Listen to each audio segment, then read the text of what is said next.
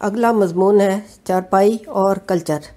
ایک فرانسیسی مفکر کہتا ہے کہ موسیقی میں مجھے جو بات پسند ہے وہ دراصل وہ حسین خواتین ہیں جو اپنی ننھی منھی ہتھیلیوں پر تھوڑیاں رکھ کر اسے سنتی ہیں۔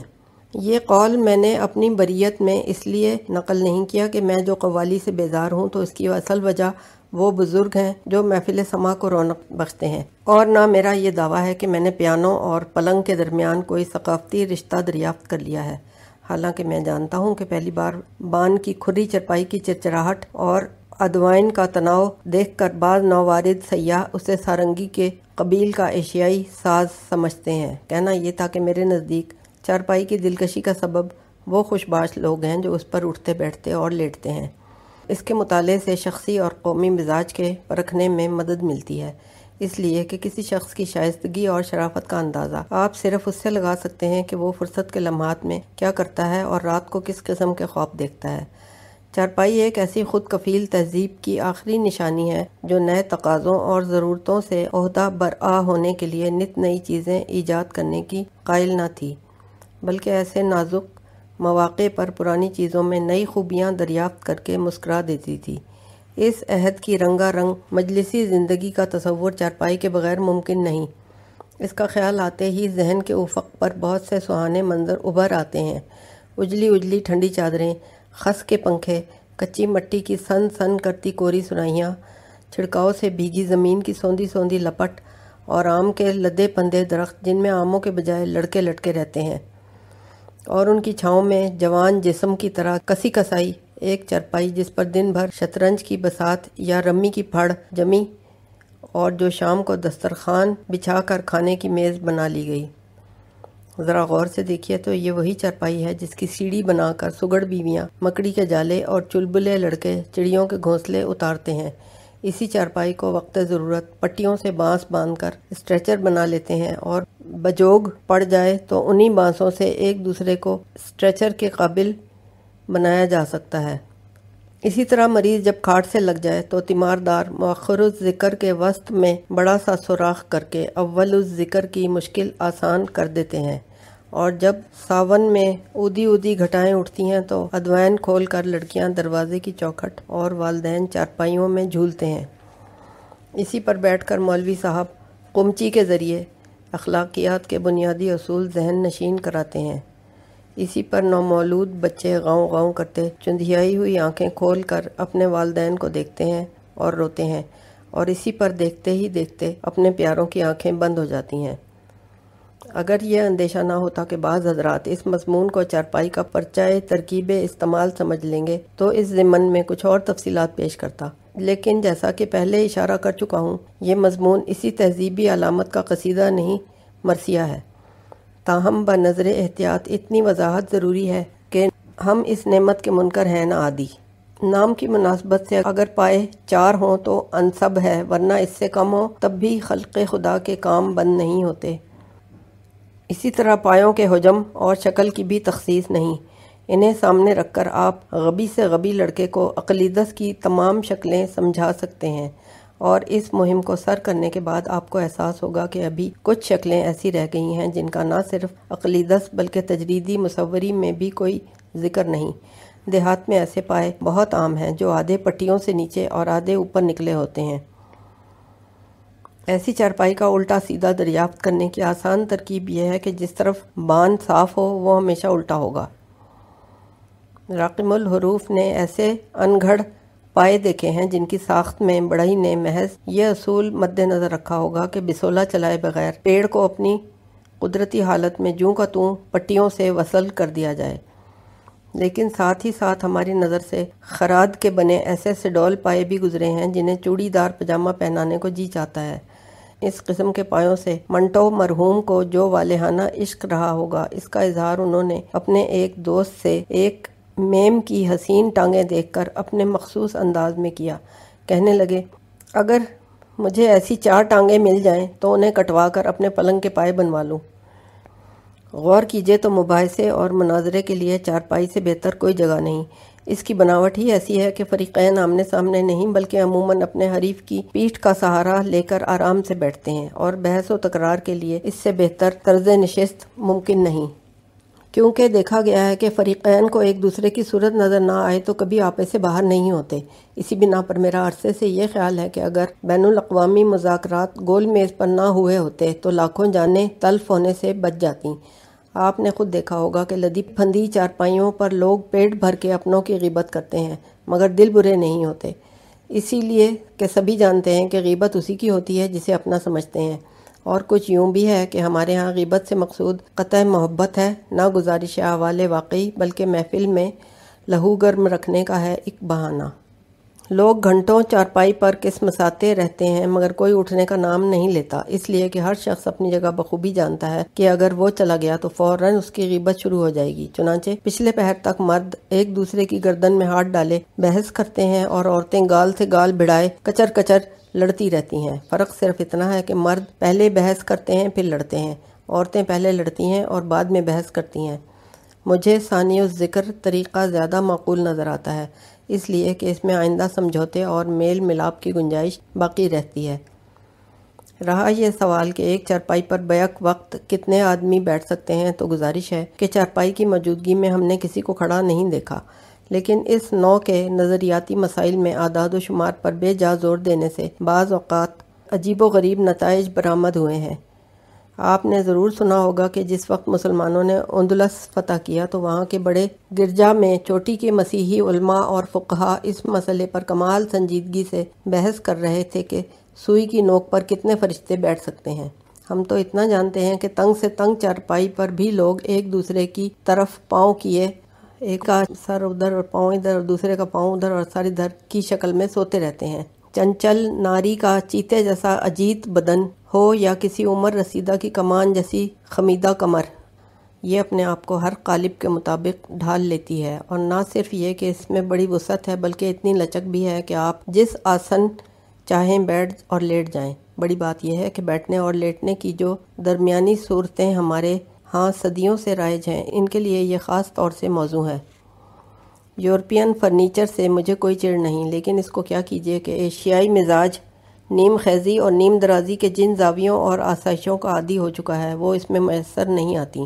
مثال کے طور پر صوفے پر ہم اکڑوں نہیں بیٹھ سکتے، کوچ پر دسترخوان نہیں بچھا سکتے، اسٹول پر قیلولہ نہیں کر سکتے، اور کرسی پر بقول اخلاق احمد اردو میں نہیں بیٹھ سکتے۔ ایشیا نے دنیا کو دو نعمتوں سے روشناس کیا، چائے اور چارپائی، اور ان میں یہ خاصیت مشترک ہے کہ دونوں سردیوں میں گرمی اور گرمیوں میں ٹھنڈک پہنچاتی ہیں۔ اگر گرمی میں لوگ کھری چارپائی پر سوار رہتے ہیں تو برسات میں یہ لوگوں پر سوار رہتی ہے، اور کھلے میں سونے کے رسیا اسے اندھیری راتوں میں برآمدے سے صحن اور صحن سے برآمدے میں سر پر اٹھائے پھرتے ہیں۔ پھر مہاوٹ میں سردی اور باندھ سے بچاؤ کے لیے لحاف اور توشک نکالتے ہیں۔ مثل مشہور ہے کہ سردی روئی سے جاتی ہے یا دوئی سے، لیکن اگر یہ اسباب ناپید ہوں اور سردی زیادہ اور لحاف پتلا ہو تو غریب غربا محض منٹوں کے افسانے پڑھ کر سو رہتے ہیں۔ عربی میں اونٹ کے اتنے نام ہیں کہ دور اندیش مولوی اپنے ہونہار شاگردوں کو پاس ہونے کا یہ گر بتاتے ہیں کہ اگر کسی مشکل یا کڈب لفظ کے معنی معلوم نہ ہو تو سمجھ لو کہ اس سے اونٹ مراد ہے۔ اسی طرح اردو میں چارپائی کی جتنی قسمیں ہیں اس کی مثال اور کسی ترقی یافتہ زبان میں شاید ہی مل سکے۔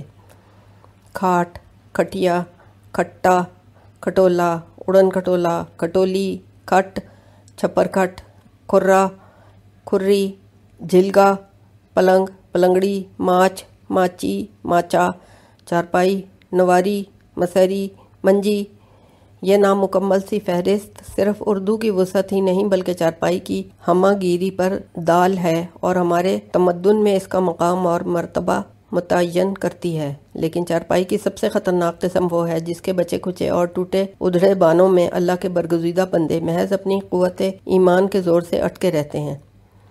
اس قسم کے جھلنگے کو بچے بطور جھولا اور بڑے بوڑھے آلہ تزکیہ نفس کی طرح استعمال کرتے ہیں۔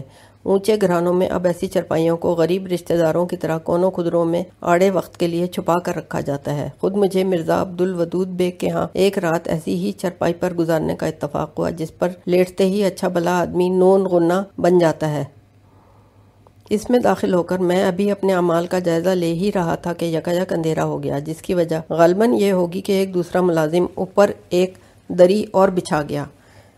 اس خوف سے کہ دوسری منزل پر کوئی اور سواری نہ آ جائے میں نے سر سے دری پھینک کر اٹھنے کی کوشش کی تو گھٹنے بڑھ کے پیشانی کی بلائیں لینے لگے۔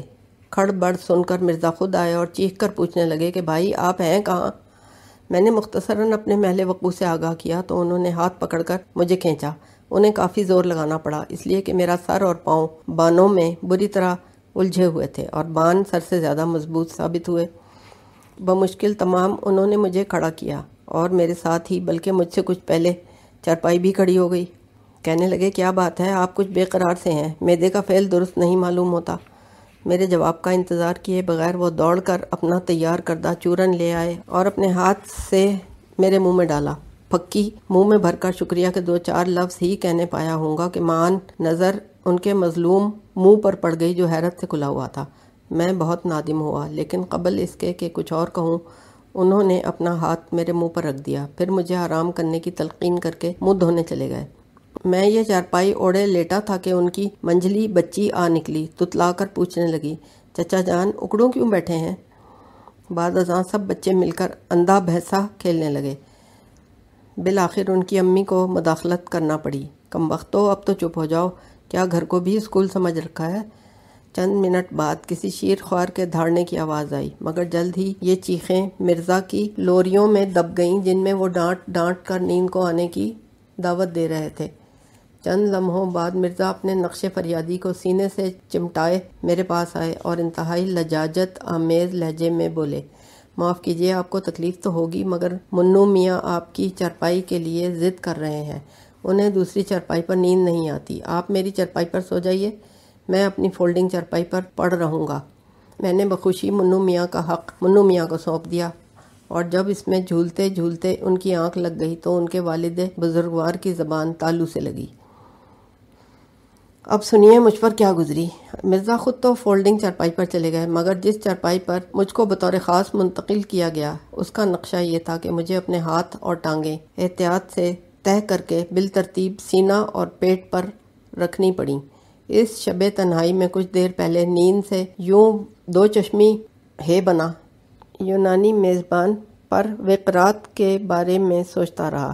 اس کے پاس 2 چارپائیاں تھیں، ایک لمبی اور دوسری چھوٹی۔ ٹھنگنے مہمان کو وہ لمبی چارپائی پر سلاتا اور کھینچ تان کر اس کا جسم چارپائی کے برابر کر دیتا، اس کے برعکس لمبے آدمی کو وہ چھوٹی چارپائی دیتا اور جسم کے زائد حصوں کو کاٹ چھانٹ کر ابدی نیند سلا دیتا۔ اس کے حدود اربع کے متعلق اتنا عرض کر دینا کافی ہوگا کہ انگڑائی لینے کے لیے مجھے 3-4 بار نیچے کودنا پڑا۔ کودنے کی ضرورت یوں پیش آئی کہ اس کی اونچائی درمیانہ تھی۔ یہاں درمیانہ سے ہماری مراد وہ پست بلندی یا موزوں سطح مرتفع ہے جس کو دیکھ کر یہ خیال پیدا ہو کہ نہ تو زمین کے لیے ہے نہ آسماں کے لیے۔ گو کہ ظاہر بین نگاہ کو یہ متواضع الاضلاع نظر آتی تھی مگر مرزا نے مجھے پہلے ہی آگاہ کر دیا تھا کہ بارش سے پیشتر یہ مستطیل تھی، البتہ بارش میں بھیگنے کے سبب جو کان آ گئی تھی اس سے مجھے کوئی جسمانی تکلیف نہیں ہوئی، اس لیے کہ مرزا نے ازراہ تکلف ایک پائے کے نیچے ڈکشنری اور دوسرے کے نیچے میرا نیا جوتا رکھ کر سطح درست کر دی تھی۔ میرا خیال ہے کہ تہذیب کے جس نازک دور میں غیور مرد چارپائی پر دم توڑنے کے بجائے میدان جنگ میں دشمن کے ہاتھوں بے گور و کفن مرنا پسند کرتے تھے، اسی قسم کی مردم آزار چارپائیوں کا رواج ہوگا، لیکن اب جبکہ دشمن سیانے اور چارپائیاں زیادہ آرام دہ ہو گئی ہیں، مرنے کے اور بھی معقول اور باعزت طریقے دریافت ہو گئے ہیں۔ ایک محتاط اندازے کے مطابق ہمارے ہاں ایک اوسط درجے کے آدمی کی 2/3 زندگی چارپائی پر گزرتی ہے اور بقیہ اس کی آرزو میں، بالخصوص عورتوں کی زندگی اسی محور کے گرد گھومتی ہے جو بساط محفل بھی ہے اور مونس تنہائی بھی۔ اس کے سہارے وہ تمام مصائب انگیز کر لیتی ہیں۔ خیر مصائب تو مرد بھی جیسے تیسے برداشت کر لیتے ہیں مگر عورتیں اس لحاظ سے قابل ستائش ہیں کہ انہیں مصائب کے علاوہ مردوں کو بھی برداشت کرنا پڑتا ہے۔ آپ نے دیکھا ہوگا کہ مئی جون کی جھلسا دینے والی دوپہر میں کنواریاں بالیاں چارپائی کے نیچے ہنڈکلیاں پکاتی ہیں اور اوپر بڑی بوڑھیاں بیتے ہوئے دنوں کو یاد کر کے ایک دوسرے کا لہو گرماتی رہتی ہیں۔ قاعدہ ہے کہ جیسے جیسے حافظہ کمزور ہوتا جاتا ہے ماضی اور بھی سہانا معلوم ہوتا ہے۔ اسی پر بوڑھی ساس تسبیح کے دانوں پر صبح شام اپنے پوتوں اور نواسوں کو گنتی رہتی ہے اور گڑ گڑا کر دعا مانگتی ہے کہ خدا اس کا سایہ بہو کے سر پر رہتی دنیا تک قائم رکھے۔ خیر سے بحری بھی ہے، اس لیے بہو اگر سانس لینے کے لیے بھی منہ کھولے تو گمان ہوتا ہے کہ مجھے کوس رہی ہوگی۔ قدیم داستانوں کی روٹھی رانی اسی پر اپنے جوڑے کا تکیہ بنائے اٹواٹی کھٹواٹی لے کر پڑتی تھی، اور آج بھی سہاگنیں اسی کی اوٹ میں ادوائن میں سے ہاتھ نکال کر 5 انگل کی کلائی میں 3 انگل کی چوڑیاں پہنتی اور گشتی نجومیوں کو ہاتھ دکھا کر اپنے بچوں اور سوکنوں کی تعداد پوچھتی ہیں۔ لیکن جن بھاگوانوں کی گود بھری ہو، ان کے بھرے پورے گھر میں آپ کو چارپائی پر پوتڑے اور سوئیاں ساتھ ساتھ سوکھتی نظر آئیں گی۔ گھٹنیوں چلتے بچے اسی کی پٹی پکڑ کر میوں میوں چلنا سیکھتے ہیں اور رات برات پائنتی سے قدمچوں کا کام لیتے ہیں۔ لیکن جب ذرا سمجھ آ جاتی ہے تو اسی چارپائی پر صاف ستھرے تکیوں سے لڑتے ہیں۔ نامور پہلوانوں کے بچپن کی چھان بین کی جائے تو پتہ چلے گا کہ انہوں نے قینچی اور دھوبی پاٹ جیسے خطرناک داؤ اسی محفوظ اکھاڑے میں سیکھے۔ جس زمانے میں وزن کرنے کی مشین ایجاد نہیں ہوئی تھی تو شائستہ عورتیں چوڑیوں کے تنگ ہونے اور مرد چارپائی کے بان کے دباؤ سے دوسروں کے وزن کا تخمینہ کرتے تھے۔ اس زمانے میں چارپائی صرف میزان جسم ہی نہیں بلکہ معیار اعمال بھی تھی۔ نتیجہ یہ کہ جنازے کو کندھا دینے والے چارپائی کے وزن کی بنا پر مرحوم کے جنتی یا اس کے برعکس ہونے کا اعلان کرتے تھے۔ یہ کوئی ڈھکی چھپی بات نہیں کہ ہمارے ہاں دبلے آدمی کی دنیا اور موٹے کی عقبہ عام طور سے خراب ہوتی ہے۔ برِ صغیر میں چند علاقے ایسے بھی ہیں جہاں اگر چارپائی کو آسمان کی طرف پائنتی کر کے کھڑا کر دیا جائے تو ہمسائے تعزیت کو آنے لگتے ہیں۔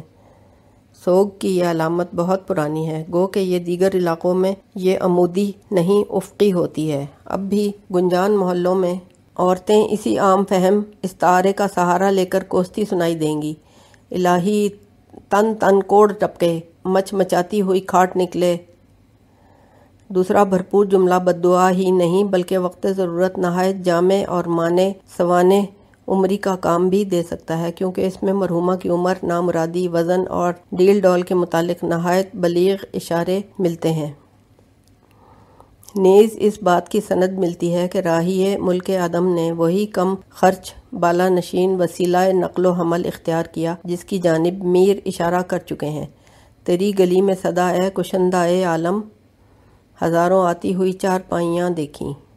قدرت نے اپنی رحمت سے صفائی کا کچھ ایسا انتظام رکھا ہے کہ ہر ایک چارپائی کو سال میں کم از کم 2 مرتبہ کھولتے پانی سے دھارنے کی ضرورت پیش آتی ہے۔ جو نفاست پسند حضرات جان لینے کا یہ طریقہ جائز نہیں سمجھتے، وہ چارپائی کو الٹا کر کے چلچلاتی دھوپ میں ڈال دیتے ہیں، پھر دن بھر گھر والے کھٹمل اور محلے والے عبرت پکڑتے ہیں۔ اہل نظر چارپائی کی چولوں میں رہنے والی مخلوق کی جسامت اور رنگت پر ہی سونے والوں کی صحت اور حسب نسب کا قیاس کرتے ہیں۔ واضح رہے کہ یورپ میں گھوڑوں اور کتوں کے سوا کوئی کسی کا حسب نسب نہیں پوچھتا۔ الٹی چارپائی کو قرنطینہ کی علامت جان کر راہگیر راستہ بدل دیں تو تعجب نہیں۔ حد یہ ہے کہ فقیر بھی ایسے گھروں کے سامنے صدا لگانا بند کر دیتے ہیں۔